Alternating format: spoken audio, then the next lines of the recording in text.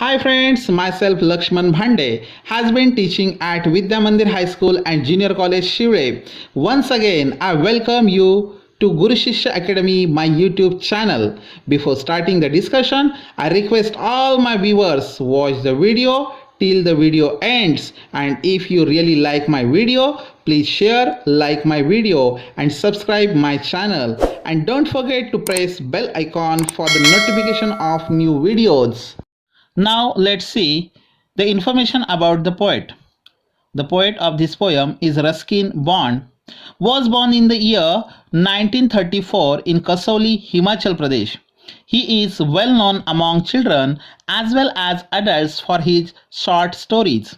He has penned down hundreds of poems, essays, novellas, and has more than 30 books exclusively for children to his name. Ruskin Bond has won the Sahitya Akademi Award for English writing in India. He has also been awarded with the Padma Shri in the year 1999. At present, he resides in Mussoorie, Uttarakhand. Let's see the introduction of the poem. The poem Cherry Tree is about the ecstasy of the poet over a plant which he had seeded 8 years ago. It was a seed of cherry tree which took 8 years to grow. In the poem, Ruskin Bond expresses his wonder at the nature works hard to survive in difficult conditions against all odds. Ecstasy या शब्दाचा अर्थ जाणून घेऊया. Ecstasy म्हणजे परमानंद. कवीला इकडे परमानंद झालेला आहे, खूप आनंद झालेला आहे. का बरं? तर 8 वर्षांपूर्वी कवीनं चेरी नावाचं फळ खाल्लं होतं. त्या फळातील असलेली बी त्यानं 8 वर्षांपूर्वी लावली होती आणि आज त्या बीचं रूपांतर एका मोठ्या झाडामध्ये झालेलं आहे आणि ते मोठं झाड पाहून कवीला फार आनंद झालेला आहे. या कवितेच्या माध्यमातून रस्किन बॉन्ड निसर्गाबद्दल त्यांना वाटणारं जे आश्चर्य आहे ते व्यक्त करतात. निसर्ग कितीही कठीण परिस्थितीमध्ये स्वतःला वाचवतो. निसर्गातील असणाऱ्या प्रत्येक गोष्टीची निसर्गच काळजी घेतो. ते या कवितेच्या माध्यमातून रस्किन बॉन्ड यांनी व्यक्त केलं आहे. चेरी ट्री नावाची ही जी कविता आहे रस्किन बॉन्ड यांनी लिहिलेली, ही कविता आपल्याला अभ्यासण्यासाठी जरी असेल तरीसुद्धा रस्किन बॉन्ड यांनी चेरी ट्री नावाची छोटी कथासुद्धा लिहिलेली आहे. ती आपल्याला अभ्यासण्यासाठी नाही, परंतु ही कविता समजून घेत असताना ती जी असणारी छोटीशी कथा आहे तीसुद्धा आपल्याला माहीत असणं अत्यावश्यक आहे. आणि म्हणून मी तुम्हाला त्या कथेबद्दल थोडक्यात इथे सांगण्याचा प्रयत्न करतो. या कथेमध्ये राकेश नावाचा मुलगा आहे जो आपल्या आजोबांकडे राहतो आणि आजोबांकडे राहत असताना तो एकदा चेरी नावाचं हे फळ खातो. हे फळ खात असताना त्यातून राहिलेली जी बी आहे ती बी आपल्या घरासमोर असणारं जे गार्डन आहे, अंगण आहे, त्या अंगणामध्ये लावतो आणि लावल्यानंतर वेगवेगळ्या प्रकारचे ऋतू येतात, वेगवेगळ्या प्रकारची संकटं येतात, तरीसुद्धा अशा प्रत्येक परिस्थितीला तोंड देत ते चेरी नावाचं झाड आहे ते वाढत राहतं, मोठं होत राहतं आणि ते वाढलेलं मोठं झालेलं जे झाड आहे ते पाहून कवीला फार आनंद होतो. हे छोटं झाड असताना कवी आपल्या स्वतःच्या घरी जातो, तिकडे शेतीची कामं करतो आणि पुन्हा एकदा तो इकडे आल्यानंतर त्याला ते छोटंसं चेरीचं झाड आहे ते थोडंसं मोठं झालेलं दिसतं आणि ते पाहिल्यानंतर कवीला फार आनंद होतो. आणि अशा प्रकारचे त्याचे हे सगळे असणारे जे अनुभव आहेत त्या कथेमध्ये दिलेले तेच अनुभव कवीनं कवितेच्या माध्यमातून व्यक्त केलेले आहेत. Now we are going to see the actual poem and line by line its explanation. 8 years have passed since I placed my cherry seed in the grass. Must have a tree of my own, I said, and watered it once and went to bed and forgot, but cherries have a way of growing. 8 years have passed since I placed my cherry seed in the grass. Means the poet says that 8 years have passed since he buried a cherry seed in the ground because he wanted to have a tree of his own. कवीला स्वतःला एक चेरीचं झाड हवं होतं आणि म्हणून आपल्या घराच्या समोर अंगणामध्ये कवीनं गवतामध्ये चेरीची एक बी लावली. And watered it once and went to bed and forgot, but cherries have a way of growing. The poet would water the plant once and then go to bed, forgetting that in order for the cherry plant to grow, it needs special care. मग कवीनं काय केलं तर ज्यावेळेस बी लावली त्यावेळेस त्याने एकदा त्या बीला पाणी दिलं आणि त्यानंतर तो त्याबद्दल पूर्णतः विसरून गेला. But cherries have a way of growing म्हणजे काय तर इट नीड्स स्पेशल केअर. म्हणजे ज्यावेळेस आपण चेरीची बी लावतो आपल्याला त्यापासून एक चेरीचं झाड हवं असेल तर त्याची आपल्याला उत्तम काळजी घ्यावी लागते. त्याच वेळेस हे असणारं चेरीचं झाड आहे किंवा छोटंसं जे रोपटं आहे ते निर्माण होतं. Though no one's caring very much or knowing, and suddenly that summer near the end of May I found a tree had come to stay. However, it wasn't being cared for much because nobody knew about the weeds. Nevertheless, near the end of the month of May, the seed turned into a plant. That's when the poet realized that a tree would grow from the seed that he had planted. Though no one's caring very much or knowing म्हणजे काय की हे झाड लावल्यानंतर किंवा ही छोटी बी आहे ही लावल्यानंतर याची काळजी कशी घ्यायची याबद्दल कवीला काहीही माहिती नव्हती. परंतु मे महिन्याच्या शेवटी उन्हाळ्यामध्ये त्यानं पाहिलं की त्या बीपासून छोटंसं रोपटं तयार झालं होतं. कवितेच्या ओळींचा अर्थ पाहिल्यानंतर आता या कवितेमध्ये आलेले जे फिगर ऑफ स्पीच आहेत म्हणजेच अलंकार त्यांच्याबद्दल आपण माहिती घेऊया. या कवितेची असणारी दुसरी ओळ आहे since I placed my cherry seed in the grass. बघा या ओळीमध्ये आपल्याला पाहायला मिळतं सिन्स या शब्दाची सुरुवात यस या अल्फाबेटनं झालेली आहे आणि त्याचबरोबर याच ओळीमध्ये असणारा सीड हा शब्द याची सुरुवात सुद्धा यस या अल्फाबेटनं झालेली आहे. म्हणजे सिन्स हा साऊंड सुद्धा यसने सुरू होतो आणि सीड हा साऊंड सुद्धा यसने सुरू होतो. म्हणजे ज्या वेळेस कवितेच्या एकाच ओळीमध्ये अशा प्रकारे सेम प्रोनाउन्सिएशन उच्चारानं सुरू होणारे शब्द येतात त्यावेळेस तेथे ॲलिटरेशन नावाचा फिगर ऑफ स्पीच होतो हे आपल्याला माहीत आहे. म्हणजेच सेम अल्फाबेटनं सुरू झालेले शब्द जर आले तर तिथे ॲलिटरेशन हा अलंकार होतो. आणि त्याचबरोबर पुढच्या ओळीमध्ये आपण दुसरा अलंकार पाहूया. बघा and watered it once and went to bed and forgot. या ओळींमध्ये आपल्याला पाहायला मिळेल अँड हे तीन शब्द पुन्हा पुन्हा आलेले आहेत. बघा and watered and went and forgot म्हणजे अँड शब्द हा रिपीट झालेला आहे.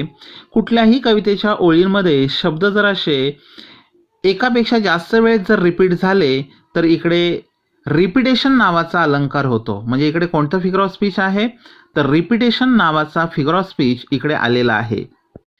यानंतर शेवटची ओळ पहा I found a tree had come to stay. इकडे कवी काय म्हणतो तर या छोट्याशा बी पासून एक छोटंसं रोपटं जणू काय राहायला आलेलं आहे. आता राहायला कोण येत असतं तर पाहुणा राहायला येत असतो किंवा एखादा प्राणी येत असतो. परंतु इकडे झाड राहायला आलेलं आहे असं कवीनं म्हटलेलं आहे आणि म्हणून या कवीच्या सुंदर कल्पनेतून पर्सॉनिफिकेशन हा अलंकार झालेला आहे. The tree has been given the animate quality of coming to stay. जणू काही झाड एक सजीव प्राणी आहे आणि तो राहायला आलेला आहे. झाड हे सजीवच असतं परंतु ते इकडे तिकडे हालचाल करू शकत नाही. परंतु जणू काय ते राहायला आलेलं आहे अशा पद्धतीनं सांगितल्या कारणानं इकडे पर्सॉनिफिकेशन हा अलंकार झालेला आहे. Let's see the further lines. It was very small 5 months child, lost in the tall grass running wild. Goats ate the leaves, the grass cutter's scythe split it apart, and a monsoon blight shriveled the slender stem. Even so, here poet says it was only a little shoot as just 5 months had passed. कवी म्हणतो की या रोपाला उगवून फक्त 5 महिने झालेले आहेत.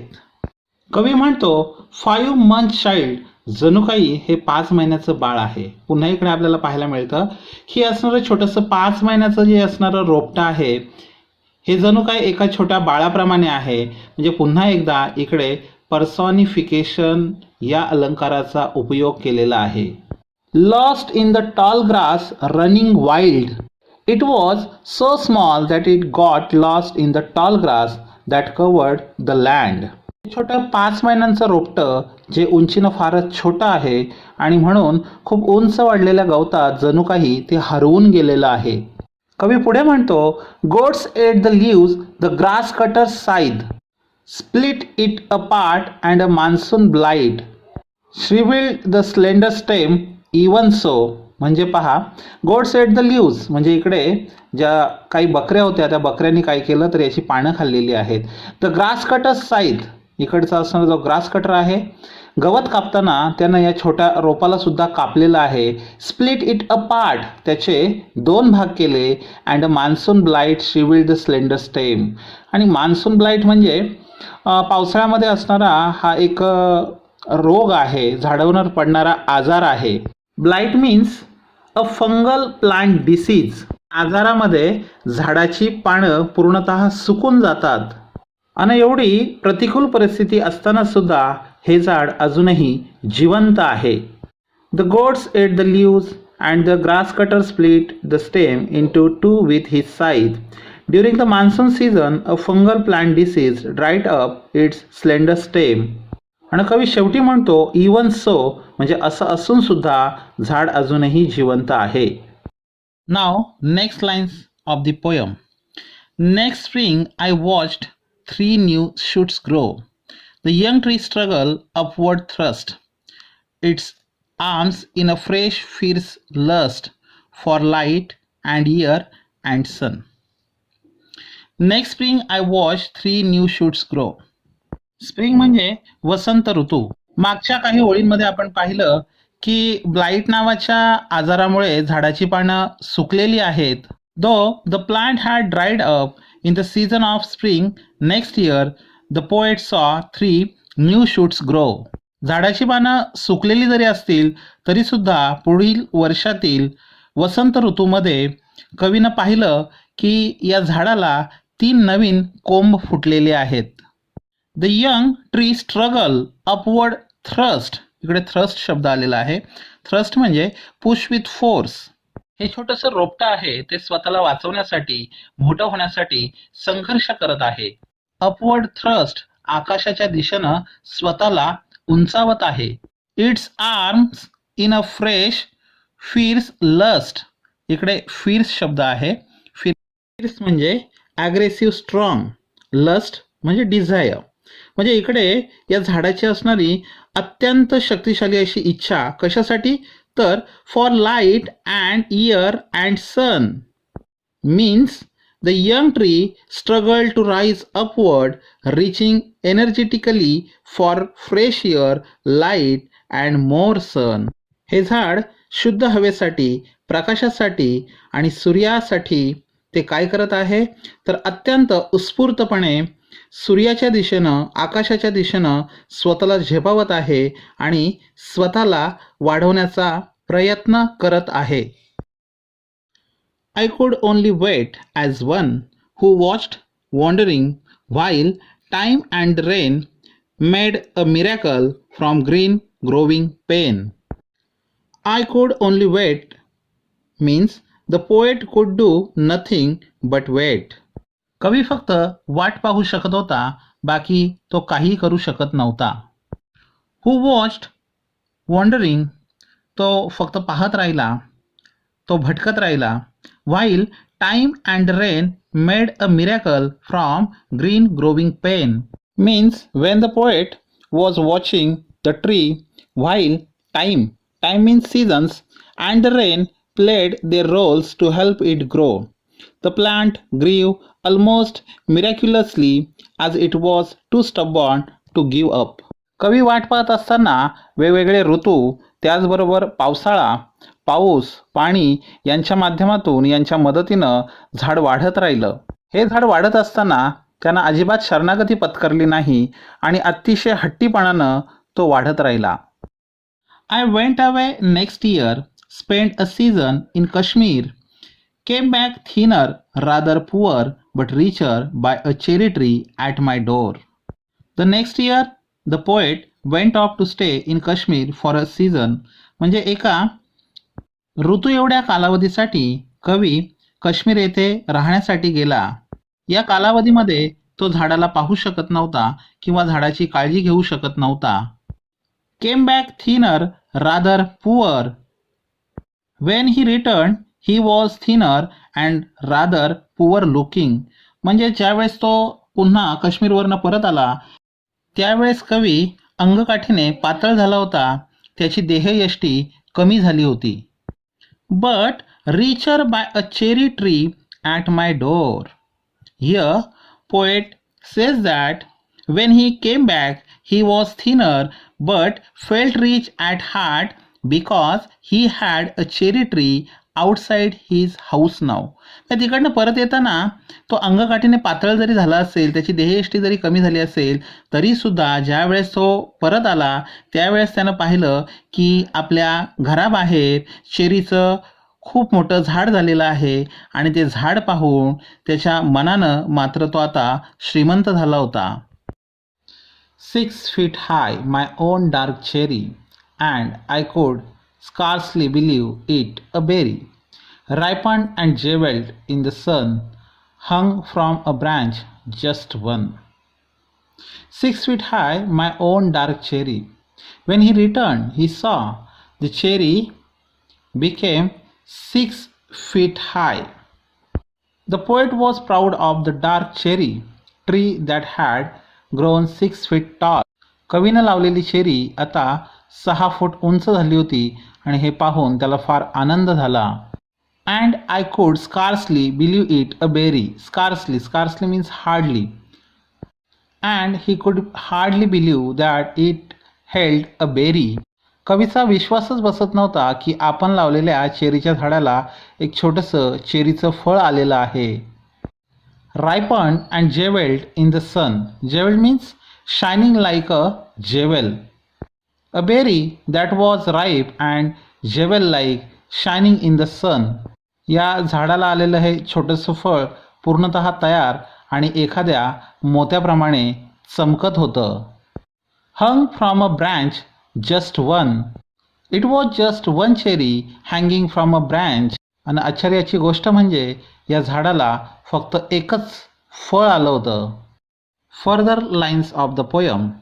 And next year there were blossoms, small, pink, fragile, quick to fall, at the merest breathe, the sleepiest breeze. Blossoms म्हणजे flowers on tree, म्हणजे फुलांचा असणारा बहर. पुन्हा पुढच्या वर्षी हे असणारं झाड आहे ते पूर्ण फुलांनी बहरून आलेलं आहे.